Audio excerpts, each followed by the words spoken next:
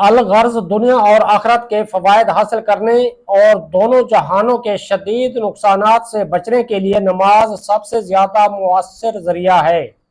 یہ گناہوں سے روکتی ہے، دلوں کی بیماریاں بھگاتی ہے، جسمانی بیماریوں کا ازالہ کر دیتی ہے، اس سے دل روشن ہوتا ہے، چہرہ منور ہوتا ہے، جسمانی اعضاء کو راحت اور دل کو فرحت حاصل ہوتی ہے، اس سے رزق ملتا ہے، ظلم دور ہوتا ہے، مظلوم کو مدد ملتی ہے، ناروا خواہشات دب جاتی ہیں۔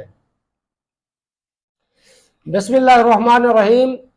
الصلاۃ والسلام علیک یا سیدی یا رسول اللہ، الصلاۃ والسلام علیک یا سیدی یا حبیب اللہ، لا تعداد درود و سلام ہمارے پیارے آقا حضرت محمد مصطفیٰ صلی اللہ علیہ وآلہ وسلم اور آپ کے آل پر۔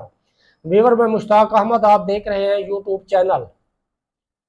ہمارا آج کا موضوع ہے، اللہ تعالیٰ نے ارشاد فرمایا ہے وَاسْتَعِینُوا بِالصَّبْرِ وَالصَّلَاةِ، وَاسْتَعِینُوا بِالصَّبْرِ وَالصَّلَاةِ، اور نماز اور صبر کے ذریعے سے اللہ کی مدد طلب کرو، اور نماز اور صبر کے ذریعے سے اللہ کی مدد طلب کرو۔ نماز روحانی امراض کا علاج ہے۔ اس کی وجہ یہ ہے کہ نماز دل کو قوت و مسرت بخشتی ہے۔ دل کے انشراح، فرحت اور لذت کے لیے سب سے بڑا عامل نماز ہی ہے۔